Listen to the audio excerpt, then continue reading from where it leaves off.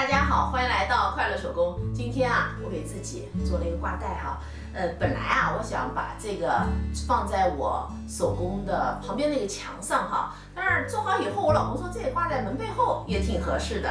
这个呢，我做了拼布，做了一个造型，因为明年是兔年嘛，所以我做了一个小兔子，两边呢做了一个如意云。这两个如意云的做法是不一样的，可能远哈，镜头里边很小，看不清楚。那我在视频里呢会和大家分享这两种的做法。这个呢是我挂带的主体材料，材料呢是2份，我在上面啊都烫了180克的铺棉。大家觉得是不是挺硬挺的？是因为我烫了铺棉以后还认上了线哈。这个材料尺寸啊，宽度呢40厘米，高度35厘米，我是根据我那块墙的尺寸来定的哈。挂带的上面一层呢，我打算做3个口袋，两边呢就是普通的口袋哈，中间一个呢是带拉链的口袋。口袋的制作呢也很简单，反面车好以后呢，翻到正面，中间这个口袋我是有一个拉链的哈，两边呢口袋上面我做了个拼布，这个拼布呢我是剪了一块如意云手缝上去的。这个呢，我是用新的方法做的，我感觉呢漂亮一些。我呢要用新的方法，在这个地方呢拼一个兔子哈。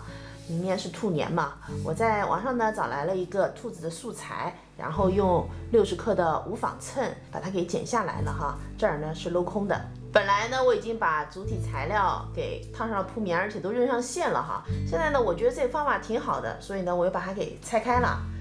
我把刚才剪好的无纺衬呢烫在这儿，然后啊根据无纺衬把面料呢给镂空。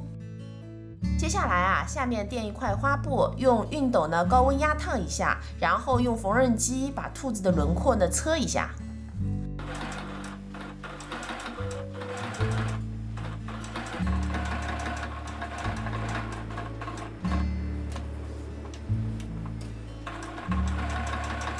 接下来呢，我要在这儿做一个半圆形的口袋。这个呢是口袋的材料，咱们面子是1份，里子是1份。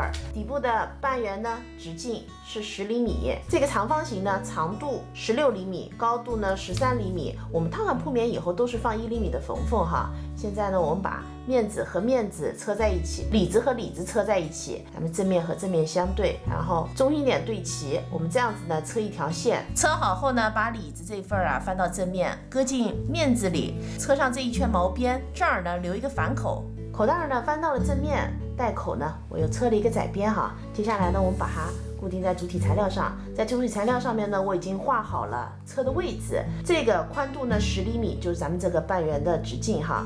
高度13厘米，就是咱们这个铺棉的13厘米的这条边。我车的时候呢，是底部的这条线先车，然后从底部两边往上车。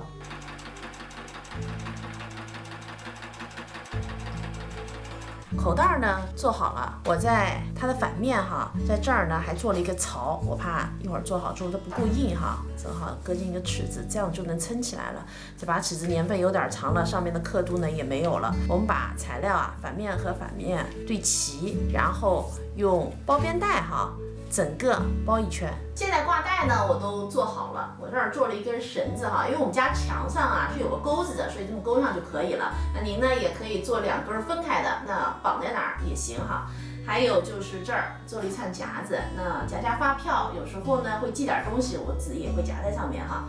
这期视频内容啊就是这些了，感谢您啊花宝贵的时间来看我的视频哈，记得呢要帮我点赞，咱们下期再见。